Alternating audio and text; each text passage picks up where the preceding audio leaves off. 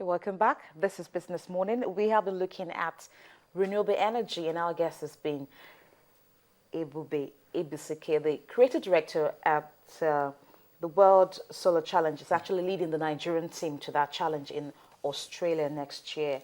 Thank you for still being a part of the program.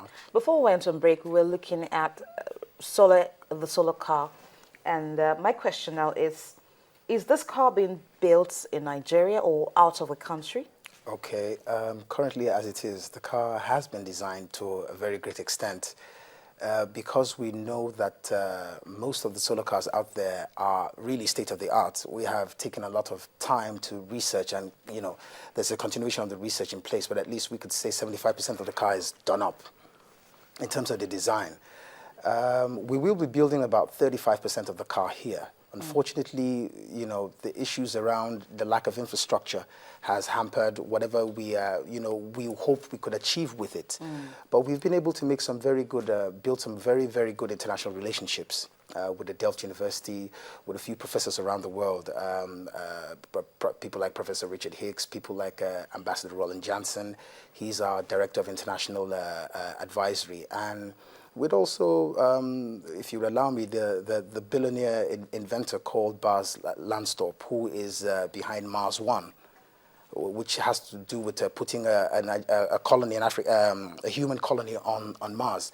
Now, these people eventually have allowed us to look at the prospect of expanding what I would call the entire technology infrastructure in order to be able to achieve this car.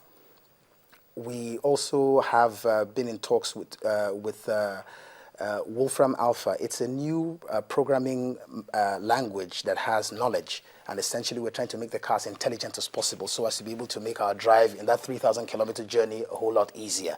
And then we will obviously set our sights on the possibilities of winning. Now, you talked about building about 35% of the car, yes. Here in Nigeria. So what facilities do you use? Okay, we have to do that? Well, we've looked at the metal likely we're supposed to use to create the entire outer fuselage, or maybe you'll call the chassis. Then we know at the end of the day you probably would use fiber like every other car, for your finish. But the major components, which are more like your batteries and your solar panel positioning and all that, we would have to design outside. We're looking at using a product called Wisec Crystals. It was developed by a French startup, and this obviously has to do with trapping as much sunlight as possible, which we eventually hope that we can use to drive thrust, at the same time storing in the batteries. But you need the car that can overcome normally what is the challenge with most electric and solar cars, which is called range anxiety, the ability to move the car as far as possible on as much energy as the car can trap in terms of sunlight and store within your batteries in order to be able to keep the operations of the car moving. I was just wondering, how much of the sun do we need to drive a solar car in Nigeria? Okay, we're looking at having as much as 2,000 solar panels spread across, on what probably you would regard as much as a compact square inch or whatever on the car, on the surface of the car. Now, the other thing is the materials that we're hoping to use eventually are not the kinds that are manufactured here. So that's why we've been talking with a number of international technology partners, like I mentioned, in possibly the Netherlands and also across Europe and in America, to look at the very best of the materials. There are materials right now that we have that are competing for space on the car. At the end of the day, we have to make a choice. And we know that in the course of us having to, attract corporate Nigeria like we have been doing, and possibly government funding, because the car is expensive to develop, we will be able to meet our deadline. Okay. For the part of the car that's been built here, yes. What are those behind it? Well, we have a number of very interesting people who are part of Team Nigeria. There is a Mr. Mba, who is a very, very gifted artisan. One of the things that this project has allowed us to do is to look across the country and look for those with exceptional talent in terms of ability to use whatever local materials are available to create as much advancement, for this particular project that we're chasing. And we have a few engineers, about 3 or 4 of them, who are quite remarkable. And we're sure that, working, with as much synergy with them as the international partners, we will be able to achieve a car that will, set the record straight for Nigeria. So how economical can the car be? How affordable? Well, you see, the very first thing is that this is an experimental and developmental project. In the course of the president talking about the NIRP, which is the infrastructure plan that he has and the transformation agenda, you talk about inclusion, which involves actually developing your local scientists and engineers. In terms of affordability, we will get there with the fact that Nigeria is trying to build an industry around the automobile industry. But we're saying that this is the very first step to get Nigeria actually involved. Why don't we make an attempt to build a car which eventually can be put through, that can be put through a test, and we see the possibilities of going commercial in that direction. Now, I know that there's been the auto policy in Nigeria. Exactly, yes. The federal government trying to develop locally manufactured cars. Yes. Now, when we look at the fact that we are also trying to also build solar cars, how do you put both together? How beneficial are they to Nigerians? Whoa, extremely. I will tell you what. On the 12th of June, the American billionaire called Elon Musk gave away virtually all his patents for the car, the Tesla Motors. And he put it out there in the open, saying that virtually any technology in the world could take advantage of that particular car. And what led to that was particularly the fact that climate change is a bigger issue than any other issue you would look at. We have a lot of solar power, so eventually, if we can, at the end of the day, build an infrastructure and create the enabling environment to, to create cars that are powered by solar energy and electric energy, you would find out that it would virtually seriously impact on the economy, because you would be talking about conserving or protecting the environment from the noxious fumes you have with the regular cars that burn on fossil fuels. You would also be creating new jobs. You would also be empowering new technologies and scientists to acquire that technology. You would be creating a technology transfer for the country, which is of the extreme importance, because that's how every other developed nation like India or China eventually got to where they are. Now, the federal government has sometime in March said that it's concluded plans to launch a national policy on renewable energy. What should be the content of that policy, and if we must harness the potentials Nigeria has got in this area? Well, when you talk about policy, there would be a very great need for policies to be driven alongside the fact that you're engaging what you would call your men on the ground. Your men on the ground are, government needs to document how many local technologies are out there, how many scientists are out there, and ask them eventually, we're putting these policies forward, but what do you eventually think about them? There need to be workshops where you create a synergy of understanding of what it takes to take Nigeria from where it is, to the next point, which essentially would involve expanding the economy, empowering, your local workforce. And also, this would also lead to, that activation to ensure that the power sector gets to work, because if that sector gets to work, then it reduces your overall costs in terms of this particular industry. Policies will have to also have to look at the possibilities of research and development. You need to put in a lot of that funding in there, and that is actually what drives any economy at any point in time. And they talk about human capital development as well, for those who would also run the industry. Of course. That's why we're making a formal appeal, to government and the private sector to look at, investing extensively in research and development, because no nation has been able to get from where it is to the next point where it is admirable by, the global community without having to invest critically in its workforce, and especially its scientists and engineers.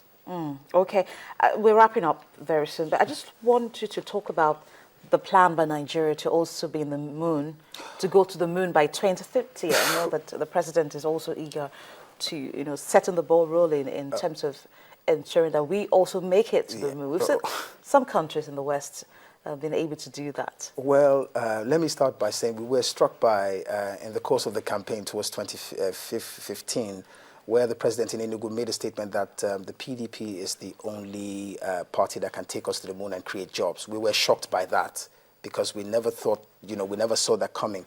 Incidentally, we did a letter that says it is possible to put a Nigerian colony on the moon by 2050. We've been able to draw up, a direction for that that would involve the Ministry of Science and Technology and NASTRA to achieve this. But the beauty is Team Nigeria has even been able to do even further more than that. We've been able to create a relationship with the most extraordinary project in the world in the next 8 years, and that project is called the Mars One project. It's been put together by an eccentric Dutch billionaire called Bas Lansdorp, and the idea is to put a colony of 4 astronauts on the moon. So he's actually, we've created a relationship, and we represent him in Nigeria and across Africa. And what he's saying is, get to the presidency, get to the Nigerian people, get to the African people. We need to be able to expand the resources beyond Earth to other planets, because we're an intelligent factor that, if you allow me, that the Lord put here. We've not been able to show that there is any other thing out there. So why not colonize every single space within the solar system? In that line, we believe that Nigeria can make a very useful contribution to mankind by moving to other planets to tap into the resources that you have all around and not put so much pressure on the resources on Earth. That's the reason for this move, so that man can evolve to the next level and enjoy, the profitabilities of the solar system. Does that really excite Nigerians? I would Going say, to the moon? I would say, you see, the truth is the world has moved on. You don't have a choice but to move on. An example is the media and the president. It was recorded in the media that the president said that by 2025 we should probably be going nuclear in terms of exploiting nuclear energy to be able to create electricity. The world has moved from virtually where it is with using hydroelectric and coal and the rest of them. An ability to master nuclear engineering allows for you to be able to power your economy a whole lot better, a whole lot more efficiently. But at the same time, it will call upon you to develop engineers that can manage that system, because it's an intricate system to get to manage. Now, you talked about some government agencies a while ago, the Ministry of Mines and Steel. Science and Technology. Science and Technology. Yes. And you also talked about NESRA. Yes. Now, how much involvement do these agencies have towards this solar energy project? If you can call it the solar energy project, to drive Nigeria just beyond the solar car. Of course. But being able to go further to ensure that the whole country benefit from this development. Well, unfortunately, in the last it's been possibly over 16 months, we've not had a substantive minister in that industry. The minister, Her Excellency, if you allow me, Omobola Johnson, is the substantive minister for communications technology, and she's midwifing the Ministry of Science and Technology. We have written to them, and they have given a formal acknowledgement of our request, essentially, to be part of this project, to be able to raise the funding, which is about $650,000, to create that awesome machine. We'll hope will give the world some kind of a scare and say, wow, Nigeria has come to the fore in terms of technological drive. But we essentially need for them to sit with us, and then we can help them chart a plan, a better plan normally to develop our local technologies. They've been abandoned for too long, and that unfortunately is why Nigeria is lagging behind. The other thing is we bring in a lot of foreign expatriates to take positions that more or less, we could get Nigerians trained to man. And that's the beauty. If you look at if you'll allow me to digress a bit, if you look at the PIB bill and what has been done in the oil sector, Nigeria has been playing majorly, its indigenous companies are playing majorly in the oil sector, unlike before where you had the international oil companies, driving virtually the entire, petroleum industry. So that's the same thing we want to replicate within the renewable energy sector, and particularly, our space agency and science and technology. We need to engage more so as to be able to ensure that we can get as much productivity from our people, because we have the potential. No, just before we wrap up, I want us to look at the word solar challenge once again. Okay. And I just want to know, what hope do we have in terms of our participation? What is going to be the likely outcome of this challenge? Well, if you'd ask me, on our own end, we're ready for whatever it takes out there. I will be honest to tell you that since Nigeria undertook this prospect to, of the World Solar Challenge, it's been welcomed internationally from, billionaire inventors to entrepreneurs of all kinds. And they're saying they would love to see Nigeria's car. That's the reason why, after building the car, we hope to eventually have what is called the Africa Design Medal and Festival, where the car will be unveiled. And we're hoping eventually to have people like Dr. Stephen Hawkins or Professor Stephen Hawkins there, Dr. Philip Emeagwali, to have a number of very renowned personalities, you understand, there to see what Nigeria has been able to build, and at the same time chart a course for the future of the country. All right, that's a lot of information for today. Thank we you do appreciate your time, Ebube Ebisike. He is the Creative Director, Team Nigeria at the World Solar Challenge coming up in Australia. Thank you so much for coming on the program. Thank you for having me. And on this note, we wrap up Business Morning. Thank you for watching. We do appreciate your time with us. We hope you join us again, same time tomorrow. I am Bolaji Akinwale. News Track is up next.